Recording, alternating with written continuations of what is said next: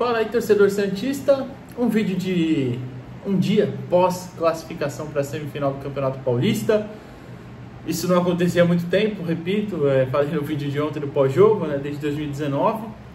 Mas passada a comemoração, né, a euforia, apesar de que ontem acho que nem teve emoção, teve comemoração, claro, mas muita gente fez uma análise, todo mundo, pelo menos que eu assisto, que produz conteúdo do Santos, não fez uma análise tão otimista, digamos assim. Deixa eu ajeitar só um pouquinho, tá meio torto o celular. Claro, comemorando a classificação, mas pontuando, né, que o Santos não jogou bem, que teve dificuldades contra uma Portuguesa que... vale pontuar, eu acho que eu falei no vídeo ontem, mas vale pontuar de novo. A Portuguesa também fez bem o seu papel, né? Fez bem o que se propôs a fazer, que era justamente se defender, não dar espaço, tentar encaixar uma bola ou outra no contra-ataque. O problema foi que a Portuguesa conseguiu até encaixar mais do que uma bola ou outra, né? Mandou bola na trave, o João Paulo precisou fazer duas grandes defesas. Enfim, mas passado isso, acho que vale a gente pontuar algumas questões. O Carille ontem coletiva falou, né, que a equipe não jogou bem e tal, e perguntaram sobre a queda de rendimento, e tem bastante coisa interessante. Eu gosto que o Carille realmente ele não fica maquiando as coisas, né? Quando o Santos joga mal, ele realmente fala o que ele acha, pelo menos, claro, porque às vezes também o cara pode achar que jogou bem e a gente achar que jogou mal, eu achar que jogou mal, você achar que jogou bem. São visões, né? Não tem, é o que eu falo aqui, não tem certo e errado, a não ser que o jogo foi 1 a 0 e eu falei pra você, não, foi 5 a 0, não. Aí eu tô errado, né? É óbvio. Não é um negócio, um fato ali, uma coisa comprovada. Existem visões diferentes, mas a do Carille não é fantasiosa. Grande parte das análises dele, ele não é um cara que perde muito a mão nas desculpas, né? Enfim. E ontem eu queria falar de uma coisa específica, que foi até o que eu perguntei para ele, porque o vídeo tático vai ficar para amanhã, sobre uma coisa que me chamou a atenção, que não deu certo, né? E ele falou na coletiva que foi a orientação dele, o Pituca também na coletiva em seguida que teve, também falou, né? Que foi a orientação do Carille. Então, enfim, mas vou falar sobre ele ter enfrentado uma retranca, como ele mesmo disse ontem, e não ter conseguido furar ela, né? Não teve êxito para furar essa retranca da Portuguesa. E eu perguntei para ele sobre isso, vou colocar a resposta dele na tela e daqui a pouco eu volto para comentar. Carille, boa noite. Queria que você falasse um pouquinho, você acabou de citar a questão da dificuldade contra times muito defensivos, né? Que é mais fácil de destruir e tal.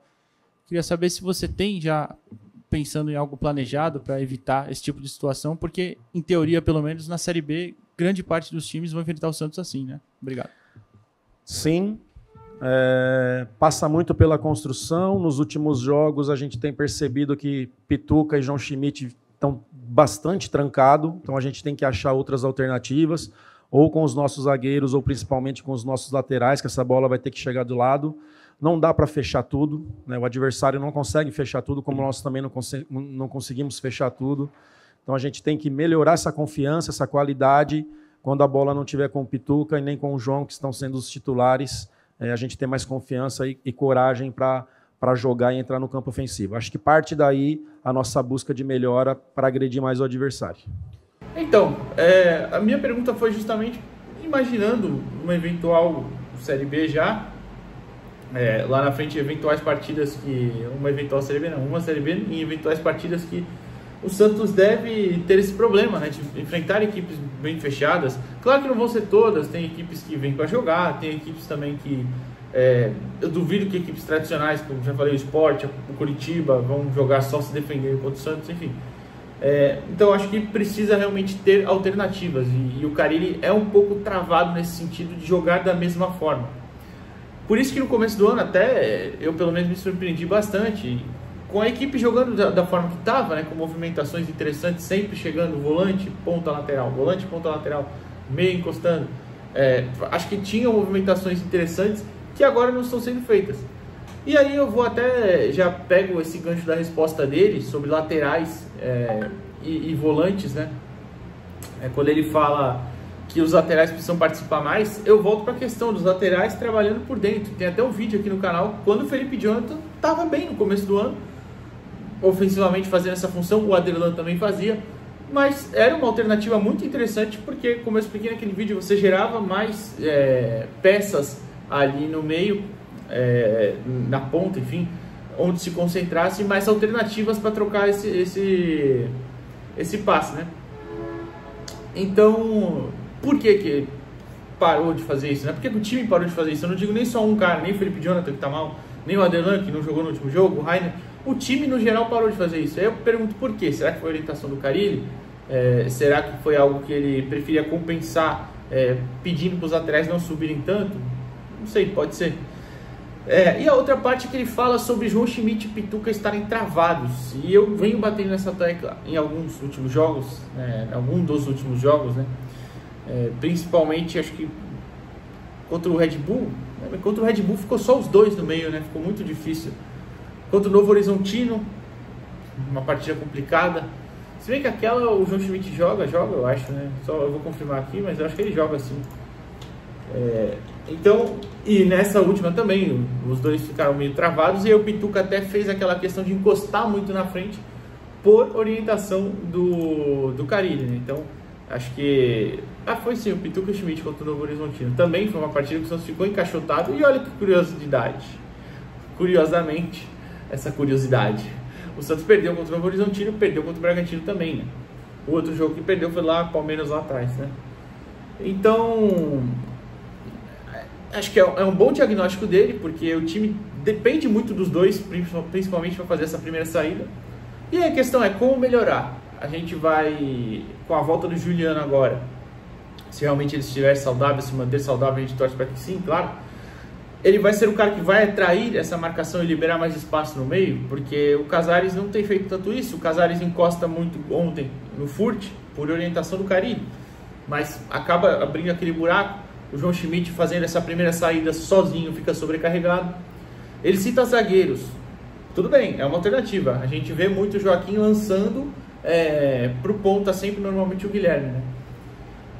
Mas numa defesa que marque com a linha lá atrás, você não vai ter esse espaço, né, para jogar nas costas do lateral e o Guilherme correr. Você vai lançar para o Guilherme ir para um contra um, ele não é bom nisso, num contra um sozinho, a não ser que ele tenha um jogador passando, um lateral passando com ele.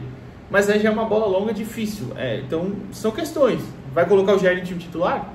Pode ser, ele já substituiu 2 vezes porque a opção técnica, o Jair entrando para melhorar a saída de bola.